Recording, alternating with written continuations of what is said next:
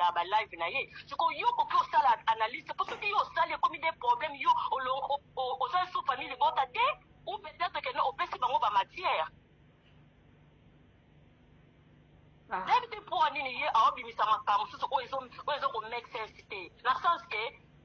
makamu obo solisa pona mama étoile yo oloba toujours likambo ozala na ba presse alors il y a petit biso avec une version na ye ala petit biso ba preuve mo la tête mo était photo numéro conversation mo le monter Mathieu biso ka ba écrit yo yesi oyeli biso makamu nyonso o Vincent lobaki siko biso koto wana to analyser yango koto et puis je vais forcer ba tout on va bolande analyse na ba soutenir mama étoile te est-ce que la saki vidéo ba soutenir mama étoile te Mama étoile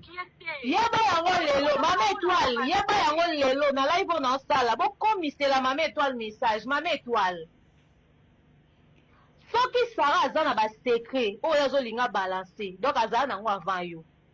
mais soki lelo ba secret wana kobima en public yeba ke ozala en défaveur ya Bellevue toyoza et puis yeba yango ke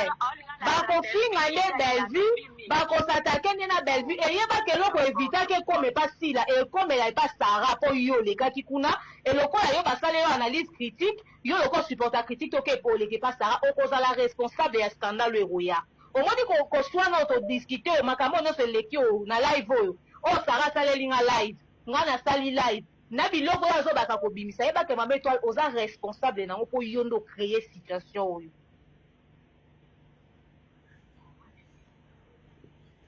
yeba yango mama étoile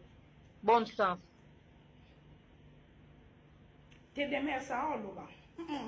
c'est comme ça mama étoile chantage oh mama étoile makambo Sarah yebaka ngo kala soki alobi kozala mutu no ezala mutu na ye te parce que yo za soi-disant attaché de presse ya Bellevue comment makambo bosolola na Bellevue omemela Sarah poti Sarah yebango avant c'est que nyonso oyo ozosolola na Bellevue ozomemela Sarah wana ozobanga nde Sarah loba Sarah fo loba mwa mama anga lusamba oza banki te biso bamongo tokanga nde makambo na motema te demain fo loba fo matière po yo ba épisode nanga nyonso kimoyibe bima ndeti lelo oloba pour le procès après procès to makomi kokomama oboyo ko sa live bon comment toi Sarah loba te poani te kocha mama étoile fardo te o makambo oboyaki e koma papa tasila e kokoma soki Sarah lobi po Sarah eba makambo nyonso kala Sarah zamzambe po eba makambo yo bozango na Bellevue bokendaki camarade bino moti bokendaka na bakombo ya bato te fo Sarah loba to yeba po Sarah da lobi da bokinda buti te boyoka te pour ya sope projet ya showbiz te Sarah loba okosi ezala mutu mama étoile te ezala ke yo mutasaki yo confiance achaki yo pembeni na ye ala ko tambola na yo makambo nyonso bosolola na ye obimisango libanda wana ezala Sarah po azala na réseaux sociaux bongo combien de personnes bazala na réseaux sociaux te bayebi makambo nyonso ya Bellevue te fo loba Sarah soto sisi makambo ya Koffi Olomide fo tokota na makambo oyo ndeti nga tokokota na yango faut Sarah loba to yeba pour dire dans la vie bafongolela bato nyonso porte te so de choses yebani en tout cas tikaka fenêtre ya kokengela zala bien na bato mais kofongolela bato porte te kobeta bato masolono te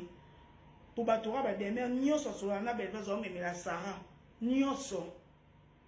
donc Sarah pas en réseaux sociaux bon bato ba na réseaux sociaux te donc veut dire faut Sarah faut bimisa makambo Sarah oza banki te tande demer a rappeler kuna makambo ya Gez mawete oh makambo Enoch demer oza mwa mabe yo bo discuter makambo ya théâtre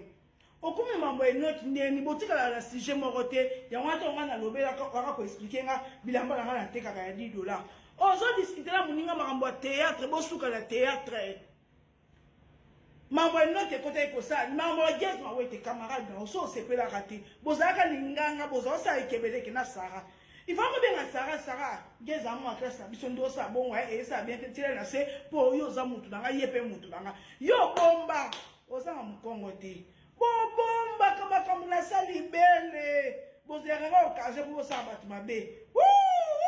Sarah ça aussi mambo Koffi Olomide fo loba makambo yo